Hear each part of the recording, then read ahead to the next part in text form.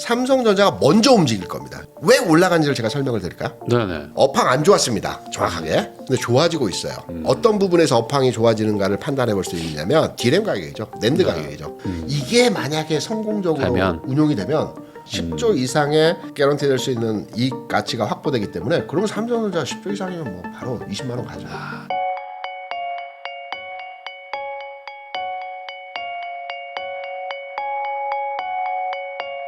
김대중 대표님하고 이야기 나누고 있는데요. 그러면 이제 아까 말씀해 주신 것처럼 어쨌든 한국도 네. 지금 이제 악재 다 나온 거고 네. 어찌 보면 불안한 것들이 이제 나올 거 다 나왔기 때문에 하나 좀 남았죠. 좋아질 것이다. 정치적 이슈.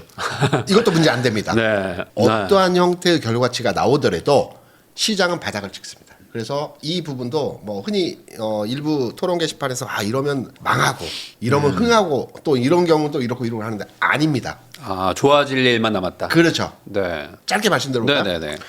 계엄령이 선포된 당일에 국내 야간 시장이라고 하는 시장이 있습니다. 야간에 네네네네. 걸리는 야간 시장에서 선물 지수 기준으로 해서 이때 저점을 찍었던 지수가 순간적으로 311을 찍긴 했는데 저점이라고 판단되는 구간에서의 지수는 315에서 320 사이였습니다. 네. 오늘장 지수의 저점이 324포인트였습니다. 거의 비슷하네요. 거의 그러니까 최초의 계엄령을 선포했을 때 데미지만큼의 오늘장에서 줬다라는 거죠.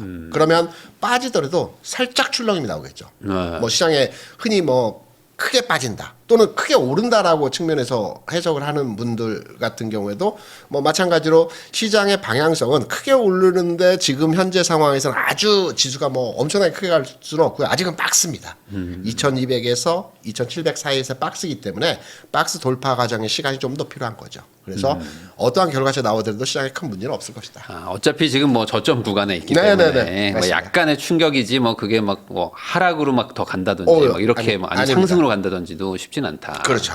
그거는 이제 아까 말씀해 주신 것처럼 지금 그 구조 자체가 그렇죠. 경제 성장률과 이런 것들이 있으니까 돈이 들어오기엔 좀 한계가 있다. 맞습니다. 그러면은 여기서 이제 또 헷갈리실 것 같은 게 어쨌든 지금 저점 구간이라고 했으니까 그래도 뭐 투자를 시작하기에는 뭐 나쁜 가격대는 아니라면 네. 이게 아까 말씀하신 이제 동이 트기 전에 새벽인데 네네. 새벽 1시일 수도 있고 새벽 5시 반일 수도 있잖아요. 그렇죠. 그러니까 지금이 그러면 어느 정도 시기 때인지가 이제 좀 궁금하실 것 같긴 해요. 빚내서 투자하는 거는 아까 모두에 말씀드린 대로 해뜨기 성장률과 직전. 금리의 관계도를 잘 봐야 되는 거고요. 네. 이거는 뭐 현재는 아닙니다. 현재는 현재는 아니기 때문에 아니고. 바로 동트기 직전은 아니고 동이 트는 시점은 아니죠. 네네. 이게 상황이 분기별로의 상황이 바뀌어야 되는 거고 저는 지금 4월이지 않습니까?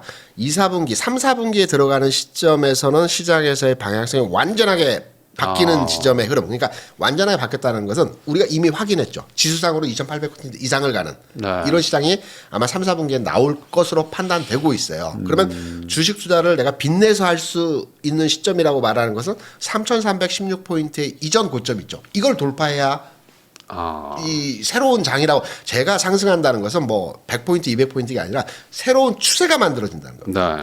그러면 올해 4, 4분기에는 그 3,316포인트를 돌파하기 위해서 가는 과정에서의 흐름들이겠죠. 그러면 지금 시점, 지금 2,500포인트 전후로 한 지수 상황에서의 흐름인데 네. 그럼 지금 어느 위치냐? 시간으로 말씀하셨죠. 동을 트는 시점이 6시라고 우리가 가정을 하면 네. 저는 지금 한 4시? 뭐 전후 꽤 많이 왔네요, 그래도. 많이 왔습니다. 4시, 5시, 6시가 되면 동이 트겠죠. 네. 근데 동이 틀 때 사는 건 늦습니다. 그렇죠. 네, 동이 환해져 버렸기 때문에. 네. 우리 직전에 또는 한두 단계 전에 사야 돼요. 그럼 사실 뭐 직장인 분들은 뭐 적립식으로도 막 사고 하는데 네. 그럼 어느 정도 지금 조금씩 좀 들어가는 것도 나쁘진 않겠어요. 어느 정도. 흔히 조금씩. 제가 별로 안 좋아하는 얘기 중에서 계란을 한 바구니에 담지 말아라. 네. 포트폴리오 그리고 적립식 분할 매수하라. 이거 저 안 좋아합니다. 그럼 왜냐면 아예 그냥 한 번에. 그렇다고 해서 너무 투기적인 건 아니지만 이게 면피하기 위한 거거든요. 그러니까 분할해서 사면 당연히 수익률이 그 손실률이 낮아지고 수익 볼 확률이 높아요. 네. 근데 우리 주식 투자 왜 합니까? 부동산 왜 합니까? 그러니까 수익 내기 위해서 하는 거잖아요. 궁극의 목적이. 그렇죠. 그러면 몰빵이라는 표현은 저는 안 좋아하지만 어떤 시점이 딱 왔다고 판단되는 시점에서 들어가야죠. 2번 정도는 나눠서 들어갈 수는 있겠으나 이거를 몇 토막 종목도 몇 토막 해서 쫙 펼치는 거 그러면 한 5시쯤 돼서 들어가자. 이런 느낌인가요? 조금 더 기다렸다가. 그렇죠. 굳이 지금부터 들어가지는 말고. 네. 아, 제 안전 위주로. 왜냐하면 지금도 뭐 4시쯤이기 때문에 들어가도 큰 무리는 그러니까 하락할 확률은 적어요. 네. 옆으로 누울 확률이 높아요. 그렇겠죠. 그리고 터닝할 시점은 조금 5시가 되면 터닝 하려고 막 움직이겠죠. 6시가 되면 이미 터닝해서 올라가 있겠죠. 그러면 지금부터는 적금 해약할 준비하고 어떤 방식으로 해약했는지를 알아보고 있습니다. 마음의 준비 정도. 그렇죠. 마음의 준비 정도랑 이제 뭐 아내랑 남편과 합의 정도. 내가 주식 투자를 좀 해보려고 하는데 동의해 줄 수 있어? 아. 라는 의사를 구하는 정도. 그러면은 결국에 한국장을 얘기를 한다면 네. 한국장의 뭐 시총의 상당 부분이 또 삼성전자니까. 결국에 그럼요. 그 말은 삼성전자에도 동의 틀 것이다라고 해석해도 될까요? 당연하죠. 그러니까 삼성전자가 먼저 움직일 겁니다. 그러니까 네. 삼성전자는 5시 이후에 지금 상황에 와 있는 겁니다. 아, 그러니까 벌써. 전체적인 지수 상황에서의 흐름은 4시라고 말씀드렸던 것은 삼성전자를 비롯해서 시가 가중 평균을 쭉 해보게 되면 밑에 있는 종목들 많이 있지 않습니까? 얘네들이 키 맞추기 위해서 삼성전자 수준까지 올라오기 위해서 시간이 필요한 거고요. 삼성전자는 4시가 아닌 5시 상황에서의 흐름으로 지금 진행형에 되어진 상태이기 때문에 이 종목 빨리 가죠. 최근에 좀 그래도 좀 약간 좀 상승이 있었었는데. 뭐 삼성전자 가지고 계신 분들 삼성전자가 개인 투자자들 가장 많이 보유한 종목이거든요. 네. 지금 400만 명의 투자자가 삼성전자를 가지고 있습니다. 지난해까지는 550만 명이었습니다. 좀 줄었죠. 네. 지난번 올라가면서 많이 여기서 매도를 하셔가지고 가장 많이 가지고 계신 종목이기 때문에 가장 중요하고 흐름에 있어서 가장 저는 이 종목이 절대적이라고 보는데 삼성전자는 왜 올라간지를 제가 설명을 드릴까요? 네네. 왜 빠질 수밖에 없는 내용은 인터넷 들어가 보시면 차고 넘칩니다. 뭐 안 좋다는 얘기 너무 많아요. 너무 많아요. 네. 그건 그냥 다 알고 계시는 거 이상으로 많습니다. 근데 네. 왜 올라갈 수 있는지 하나하나 반박을 해볼 테니까 네. 거기에 대해서 한번 반론을 한번 해 주시기 바랍니다. 삼성전자가 못 가는 최대 이유는 업황부진이라고 많이 얘기합니다. 반도체 경기가 안 좋아. 네. 그래서 삼성전자가 실적이 그렇게 안 나오기 때문에 삼성전자 주가가 못 가는 거야. 그리고 경쟁력도 떨어져. 중국 기업들이 네. 막 쫓아오고 있어. 이런 부분에서 삼성전자 주가 올라갈 수 있어? 라고 말씀을 하신 게 첫 번째 이유입니다. 반론해 볼게요. 업황 안 좋았습니다. 정확하게. 근데 좋아지고 있어요.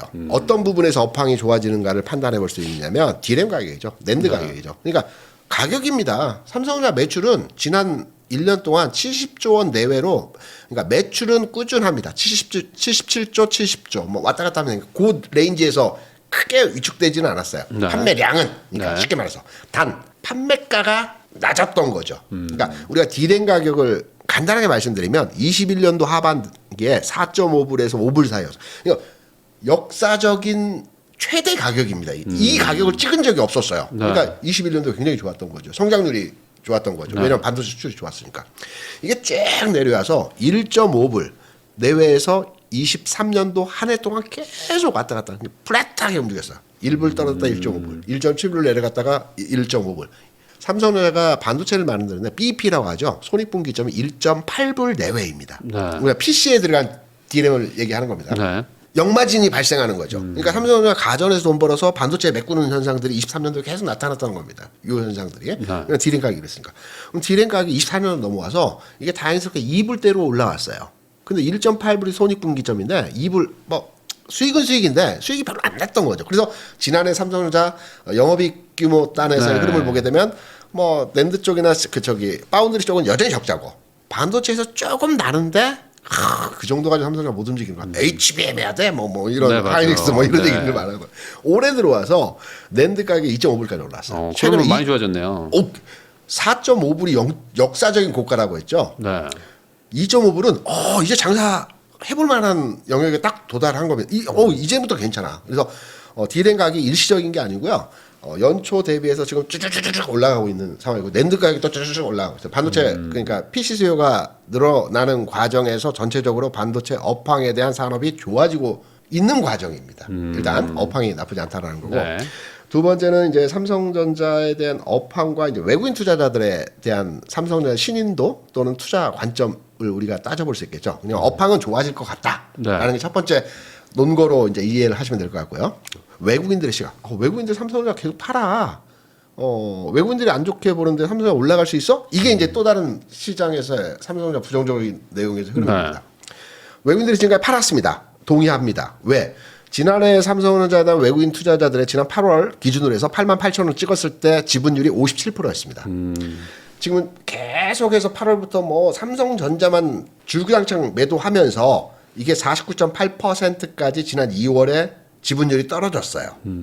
50% 이하로 내려갔습니다. 이게 잘 안 나오는 외국인 포지션 규모입니다. 네. 50% 이하는 통상 외국인들이 53% 내외 수준을 삼성전자 보유하거든요. 통상 네. 과거 20년 네. 동안 보면 49.8%까지 내려갔어요. 근데 현 시점 오늘 시점으로 보게 되면 50.8% 수준이에요. 네. 그러니까 1%가 늘었어요. 그러니까 평균 수준은 아니지만 최근 한 달 동안에 1조 3천억 원을 사면서 삼성전자에서 외국인의 시각이 일부 변화하고 있는 것이 아닌가라는 부분을 읽어낼 수 있어. 완전하게 변하지는 않아요. 53%까지 올라가야 외국인 시장이 중립의 도였구나라고 이해할 수는 있겠지만 현재 50.8%는 아직까지 낮아요. 하지만 바닥점에서 좀 올라오고 있죠. 네. 가격도 좀 올라왔죠. 그러면 업황 개선이 좀 되는 것 같아요. 뭐 데이터는 그렇게 나쁘지 않지만 데이터 좋죠. 수출 지난해 역대급 1,300억 불 반도체 네. 수출. 올해도 지난 3월 기준으로 130억 불. 올해도 이 수준이라고 한다면 지난해 역대 찍었던 1,300억 불 넘어갈 겁니다. 그러면 디램 가격이 올라갔지, 수출도 늘어나지, 계속 매출도 증가하지. 그러면 이익률이 1분기, 2분기, 3분기 그러면 제가 늘어나면 3분기 네. 정도에는 휙 네. 올라간다고 말씀드려도 가격이 이만큼 올라가죠. 네. 외국인 시각도 조금씩 바뀌고 있어요. 또 매도를 할지는 모르겠지만 저점 찍었다는 거죠. 59.8%에서 50.8%로 1% 정도 증가율. 네. 1조 3천억. 역대 최저의 역대 최저는 아닙니다. 아니지만. 네, 49, 그러니까 50% 밑으로 잘 안 내려가는데 몇 년 만에 한 번씩 내려가긴 해요. 잘 안 내려가는데 내려갔어요. 다시 올라왔습니다. 그래서 이 부분은 삼성전자에 대한 외국인 시각이 조금씩 변화하고 있다라는 내용으로도 별로 추정해 볼 수 있다. 네, 이 추정해 볼 수 정도면. 있고 이외에 뭐 리더십 부재라든가 뭐 등등등 여러 가지 회사 내부적인 얘기들이 많이 있어요. 네. 리더십 부재는 사직생, 죽기 살기로 하겠다. 미스를 딱 냈지 않습니까? 이건희 회장 와이프 빼고 다 왔거라. 이게 네. 중요한 결정 사안의 반도체 산업에 대한 진행을 하면서 삼성이 혁신되는 계기였지 않습니까? 사직생 한마디로 다 믿을 수는 없겠으나 각오를 단단히 했다라는 거죠. 이 부분은 또 우리가 읽어줘야 되는 거죠. 어차피 리더십은 눈에 보이는 형체는 아니니까. 네. 그래서 이 부분도 읽어주는 내용으로 판단해보게 되면 안 좋은 얘기가 뭐 끝도 없이 많지만 제가 말씀드린 이 부분들이 변화하고 있다라는 증거로서의 확인이 되어 가고 있지 않나 이렇게 판단합니다. 그러면 지금 대표님 말씀을 딱 들어보면요. 네네. 제가 뭐 저는 뭐 주식을 안 하는데 네네. 그냥 딱 듣기만 하면 저 디램 가격 올라가지 네. 반도체 앞으로 시황 좋지. 그러면 하이닉스를 사면 되지 뭐하러 이거를 삼성전자 사지? 이런 생각이 좀 들기도 하거든요. 왜냐면 똑같이 삼성전자가 혜택 받는 걸 하이닉스도 하지 않습니까? 지금. 그렇죠. 네. 삼성전자 분기 매출이 70조 원 규모. 물론 이게 반도체가 100%는 아니지만 70조고요. 하이닉스 매출이 17조 정도 돼요. 그러니까 하이닉스의 한 규모는 회사 규모는 한 4배 정도 된다는 네네. 거죠. 왜 삼성전자를 사고 하이닉스를 살까라고들 많이들 말씀하시는데 하이닉스는 우리가 대표적으로 하이닉스에 대한 평가 기준을 내릴 때 HBM과 연계된 내용으로의 판단을 하고 있죠. 하이닉스가 HBM을 하지 않고 삼성전자와 등치시킨 상황 하에서의 지금 주가를 판단하게 되면 10만 원이 맞아요. 그러니까 똑같이 빠졌다라고 한다. 네. 10만 원 수준이 삼성전자와 등치되는 현재의 가격입니다. 네. 근데 그 가격이 현재 아니지 않습니까? 그렇죠. HBM 부분이 부각이 되면서 이 부분에 대한 매출, 이익률 성장세가 증가되면서 뭐 20만 원도 찍고 22만 원도 가고 왔다 갔다 흐름에서의 모습이죠. 그러니까 네. 고평가라는 게 아니에요. 고평가라는 게 아니고 가격 편차에서 앞으로 올라갈 J커브라고 많이 하죠. 우리가 주식을 할 때 J커브 요 직전에 사라고 하는데 그러니까 수준이 이제 투자의 영역으로 말씀하시는 거죠, 이거는. 그렇죠. 네. 그렇죠. 투자 영역에서 볼 때 투자 시점에서 J커브의 하단부는 아니라는 거죠.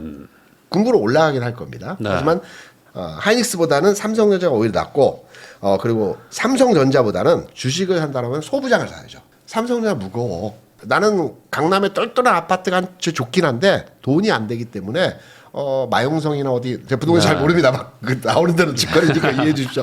어디나 나는 그거를 사볼까 해. 그러면 똘똘한 건 못 사지만 올라갈 수 있는 탄력성이 좋은 지역으로 투자를 해야 되고 그게 소부장인 거죠. 네. 차라리 어차피 이거에 또 혜택 받는 거는 더 작은 기업들, 그렇죠, 그런 그렇죠. 게 더 나을 것이다. 그렇죠. 소부장 내에서도 그럼 어디를 사냐? 이것도 이제 우리 한 발 들어가서 이제 끝에까지 가봐야 되는데 네. 소부장이면 소재 부품 장비를 얘기하잖아요. 근데 소재 부품 장비 중에서 최근에 주가가 최근은 아니지만 지난해 주가 올라간 건 장비였습니다. 그것도 후공정단. 네. 왜냐하면 TC 본딩이라고 그래서 이 압축하는 그러니까 반도체를 나열해서 그 다층 고대역 메모리 반도체를 만드는 흔히 HBM이라고 하는 반도체를 만드는 과정에서 TC 본딩 압축하는 이 기술을 가지고 있는 한미 반도체 주가가 많이 올라갔죠. 네. 이 후공정단에 있는 네, 장비 네. 업체거든요. 네. 근데 제가 아까 좀 전에 말씀드렸죠. D램 가격이 올라간다. 그러니까 기존까지는 D램 가격이 별로 좋지 않았었던 D램 가격이 올라가면서 생산성이 좋아지고 효율적으로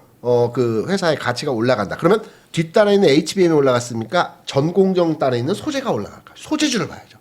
반도체 생산량이 늘어나고 가격이 그 좋아져요. 그러면 재고를 먼저 소진시킵니다. 재고를 먼저 창고에 있는 것부터 보내고 창고가 비면 새롭게 발주를 하거든요. 그러네요. 앞단에 있는 것부터 이제 그렇죠. 영향을 받겠네요. 새롭게 발주하면 앞단의 소재 부분, 전공정단의 장비나 전공단의 소재주들이 먼저 움직이는 거예요. 네. 소재주는 몇 종만 안 됩니다. 한솔케미칼, 동진세미컴, 솔브레인, TSK 같은 종목들. 이런 소재주들이 먼저 움직여요. 왜? 신기수주가 들어오니까 네. 그동안은 신기수주가 없었는데 어, 이래서 이 소재단에서 이 종목들. 여기 종목은 아직 뭐 움직임이 아직은 한솔케미칼을 예를 들어서 말씀드리면 최근에 완전한 바닥이 한 두세 달 전에 8만 원이었고요. 14만 원 올라갔다가 지금 10만 원입니다. 그러니까 뭐 부담은 없는 상황이에요. 네. 역사적 이전 3년 전의 고점이 한 7, 8, 9만 원이었을 겁니다. 한 3년 동안 쭉 빠졌어요. 소재주들이. 왜냐하면 반도체 재고가 계속 그러네요. 늘어났기 그러네요. 때문에 네. 소재를 쓸 필요가 없거든요. 재고가 많은데 조금씩 생산해도 되니까. 그래서 소재주들의 매출이 증가하지 않았고 주가 하락했던 거죠. 근데 이게 터닝 아닌 거예요. 그러네요. 그러면은 뭐 크게 봤을 때는 삼성전자도 좋겠지만 네. 오히려 더 조금 더 투자 수익률을 좀 높여 보실 분들은 아예 그 소재 전공정 쪽. 기본적으로 강남 똘똘한 아파트가 좋겠지만 비싸잖아요. 제가 최근에 아, 자산운용사 이제 부동산 쪽 자산운용사에 계시는 선배님이 한 분 계시는데 네. 강남 쪽에 400억짜리 빌라 맨션이 있다고 하더라고요. 실제입니까? 네, 뭐 500억에 분양하는 데도 있고 그렇습니다. 네. 저는 에이 형 뻥 치지 마. 요즘에 뭐 극단으로 가고 있기 때문에 요즘에. 예. 그래서 뭐 정말 비싼 데들은 뭐 끝도 없이 가고 있고요. 또 뭐 싼 데는 또 싸고 뭐안 올라가고 막 그러면서 이러고 있거든요. 얘기하시는 게 야 도쿄에 가봐 2천억짜리도 있어. 네. 그러시더라고요. 그러니까 우리나라도 이제는 부자들이 네. 그런 것들을 많이 사고 있어요. 그래서 근데 여기서 하나 또 궁금한 거는 네. 그러면 삼성전자는 만약에 HBM까지 하면 네. 더 J컵을 급격하게 일으킬 수 있는 거 아니겠습니까? 그건 좀 따져봐야 됩니다. 왜냐하면 하이닉스 제가 아까 매출에 대한 부분을 삼성전자 77조 70조 하이닉스는 17조 18조 매출 규모가 이래요. 네. 하이닉스에서 HBM이 차지하는 그러니까 이게 영업이 그러니까 비싸게 팔아요. 많이 남는 장사의 사업이에요. 그러겠죠. 근데 이제 이게 30% 비중입니다. 매출에. 그러니까 작년에 15% 20%였다가 이제 30%로 막 가는 과정. 그러니까 하이닉스도 전체 매출에서 HBM이 차지하는 비중이 30% 수준인데 여기에서 하이닉스와 나눠 먹기로 삼성전자 가져와 본들 아, 너무 작군요. 삼성전자 입장에서는. 예, 내가 그것까지 그러니까 하면 좋죠. 해야죠. 당연히 해야 되는데 이게 기여도가 그렇게 크지만 상징적인 의미가 있는 거지. 네. 기여도가 그렇게 크진 한 않고요. 2, 3조밖에 안 되니까. 네, 그렇죠. 네. 그리고 제가 아까 쭉 하다가 이제 그 삼성전자의 레파토리 중에서 하나 빠뜨린 게 있는데 중국의 견제에 대해서 잠깐 말씀 못 드렸는데 네. 중국이 따라오기는 하고 있어요. 근데 뭐냐면 삼성전자가 이번에 4나노급에 대해서 수율이 한 80%가 나옵니다. TSMC는 3나노가 양산이 되고 있어요. 이게 가장 그 3나노급이 돈이 잘 벌리는 저기거든요. 4나노가 80%면 이게 90% 육박하는 수율이 나오게 되면 이거는 양산이 가능한 겁니다. 중국은 그러면 어느 정도 수준이냐? 8나노, 9나노 이제 양산 준비 단계. 그러니까 많이 따라오긴 했는데 네. 기술 격차가 여전하게. 우리는 TSMC와 한 단계 기술 격차를 가지고 있어요. 4나노, 3나노. 네. 그리고 3나노, 2나노를 지금 개발하고 있죠. 좀 시간이 지나죠. 중국하고 우리는 8나노, 4나노. 이거 따라오려면 시간이 좀 걸려요. 많이 따라왔어요. 네. 근데 요 기술 격차에 대한 부분이 있기 때문에 중국이 따라오고 있는 거에 대해서 그러니까 우려는 해야 되나, 걱정은 해야 되나. 이 부분이 삼성전자에 데미지를 줄 만한 수준에서의 상황은 아직은 그렇게 크지 않다. 그러면 이번에 관세랑은 영향이 좀 없을까요? 관세도 어쨌든 부과를 하는데. 상대 관세, 보편 관세 10% 플러스 15%, 25%죠. 반도체, 제약 바이오는 품목 관세라고 합니다. 그러니까 이쪽 부분이 아니에요. 그러니까 품목 관세는 얘기를 하지 않았어요. 트럼프 대통령 하긴 할 가능성이 있어요. 근데 아직까지는 반도체에 대한 견제 장치의 내용이 나오진 않았고 이제 IRA라든가 또 칩스법에 의해서 보조금 주는 내용이 있잖아요. 요 부분은 이제 건들고 있거든요. 근데 발표는 되지는 않았는데 이 부분도 쉽지 않을 거예요. 왜냐면 삼성전자가 공장을 짓고 있는 게 텍사스 쪽이거든요. 텍사스 쪽인데 이건 민주당 의원들이 하원을 꽉 잡고 있는 의원들이 진행이 돼요. 그러면 공화당인 트럼프가 어차피 의회에서 뭔가 자기가 하려면 모든 걸 다 의사결정을 협의를 해야 되는데 상대당의 의원이 포진되어 있는 텍사스 공장을 짓고 있는 삼성전자에 대해서 데미지를 준다? 그것도 좀 봐야 되겠죠. 아, 그러면은 여러모로 지금 삼성전자가 괜찮다. 지금 한 5시 정도는 됐다. 그렇죠. 최소한. 삼성전자 5시다. 그러면은 빠질 확률보다는 올라갈 확률이 더 높다면은 한번 투자해 볼 만한 그런 단계가 지금 오고 있다. 오고 있다 왔다. 왔다. 벌써 왔다. 6시인데 5시지 않습니까? 아, 근데 이게 삼성전자 그동안 한 몇 년째 이제 샀던 분들도 있고 샀다 팔았던 분들도 있는데 항상 이게 10만 전자 간다 하다가 네. 또 빠지고 뭐 이런 것들을 하다 보니 삼성전자가 네. 20만 원 갈 수 있는 시리즈도 있습니다. 20만 원이요? 네. 아, 그러면 지금으로부터 엄청난데요? 두 가지 네. 돌파해야 될 부분이긴 하나 우리가 이제 첫 번째로 반도체 디램에 대한 반도체 업황에 대한 얘기만 했지 않습니까? 네. 삼성전자가 이 업황이 개선되고 좋아진다 한들 10만 전자 고점을 돌파하기는 쉽지는 않아요. 왜냐하면 4.5불 정도 수준의 디램 가격을 돌파하기는 그렇죠. 어렵기 때문에 네네. 그때는 역사적 뭐 돌파할 수는 있겠지만 그 과정에서 지난한 시간이 걸릴 거니까 삼성전자가 10만 원을 하고 제가 20만 원 한 시나리오는 무엇일까? 두 가지가 있는데요. 첫 번째는 인텔, 인수. 네. 뭐 실현 가능성은 크진 않지만 인텔과 협업을 하는 과정에서 변화할 수 있는 삼성전자 시나리오가 있어요. 근데 이거는 확률적으로 그렇게 높지가 않아요. 협업은 가능합니다. 인텔에 대해서 관심 있는 회사도 굉장히 많아요. 지금 이제 애플부터 해가지고 굉장히 많아요. AMD도 관심이 있고 네. TSMC도 뭐 얘기가 나오고 있고 많이 있는데 삼성전자 인수가 아니라 돈은 있어요. 삼성전자 지금 유보된 자금이 충분히 쓸 수 있는 자금이 350조 중에 150조를 쓸 수 있기 때문에 인텔이 지금 한 150조 정도 하거든요. 그러니까 살 수 있는 돈은 있는데 협업은 가능해요. 협업을 통해서 시너지가 날 수 있고요. 협업을 만약에 한다라고. 그러니까 삼성이 제일 약간 파운드리 쪽을 인텔에서 협업을 하게 되면 삼성전자는 9만 원, 10만 원, 11만 원 할 수 있고요. 20만 원 어떤 시나리오에서 가느냐? 엑시노스.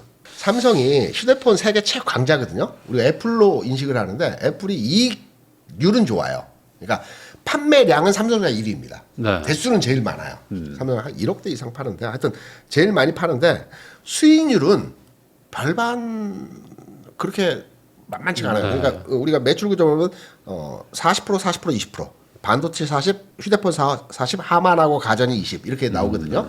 그럼 그렇게 많이 파는 휴대폰이 왜 이익이 그렇게 작아? 이거는 뭐냐 엑시노스 때문에. 그 갤럭시 폰을 보게 되면 네. 애플은 자체 개발 모든 시스템으로 외주를 주거나 뭐 하든 자체 개발로 해서 칩도 뭐 다 만드니까. 200만 원이면 거기서 일부 빼고 한 100만 원 정도는 자기 이익이 되는 거거든요. 네. 삼성전자가 200만 원의 폰을 팔면 그 중에 가장 그 비중이 큰 게 AP라고 있습니다. 네. 이게 이제 퀄컴 거를 쓰거든요, 삼성전자가. 그러니까 AP가 뭐냐면 저도 뭐 엔지니어 쪽은 아니기 때문에 대략적인 걸로만 말씀드리면 어플리케이션을 다 작동하는 G 역할을 하는 뭐그 뭐 CPU 같은 거 아닐까요? 그런 네. 거라고 네. 해요. 근데 이게 비싸요. 네. 40만 원, 50만 원 합니다. 그러니까 핸드폰 가격에서 절대 비중을 차지하는데 이거 네. 다 수입입니다. 근데 삼성전자 엑시노스라고 자체 AP가 있거든요. 네. 근데 이 자체 AP를 2017년도에 개발했는데 계속 적용을 자기 휴대폰에 해봤는데 이게 계속 발열 문제 때문에 계속 실패하고 적용했다 실패하고. 삼성전자 이번에 그 슬로건을 한 게 엑시노스는 올해 안에 꼭 무조건 장착한다. 첫 번째 제플립부터. 그러면 얼마가 세이브가 되냐? 휴대폰 한 대당 40만 원이 세이브가 되는데 이게 연간 10조입니다. 연간 엄청나네요. 10조를 안 줘도 되는 돈을 그러면 20만 원 가는 거예요. 근데 이게 삼성 저 갤럭시 쓰거든요. 네. 엑시노스 들어가면 일부러 안 사요. 지금까지 계속 실패했습니다. 뭐 성능도 나쁘고 발열도 높고 뭐 배터리도 막 안 되고 막 이러니까. 이번에 그거 관련 TF팀도 만들고 그게 사생결단 문제 사직생으로 이제 한번 하고 있기 해보겠다. 때문에 아. 하반기에 제플립에 들어간다는데 그 전에 아마 실용화 테스트를 많이 하겠죠. 이게 만약에 성공적으로 되면. 운용이 되면 10조 이상의 이걸 판매할 수도 있으니까 10조 이상의 어떤 개런티 될 수 있는 이익 가치가 확보되기 때문에 그러면 삼성전자 10조 이상이면 뭐 바로 20만 원 가죠. 요게 안 되더라도 디램만으로도 우선은 지금 가격대는 좀 저점 구간이다. 그렇죠. 그러면 여러모로 뭐 나쁘진 않네요. 뭐 잘 좋습니다. 되면 더 좋고 안 돼도 뭐 나쁘지 않은. 그래서 기관 외국인 투자자들이 미리 선침의 성격으로 최근에 사고 있는 거죠. 사고 있다.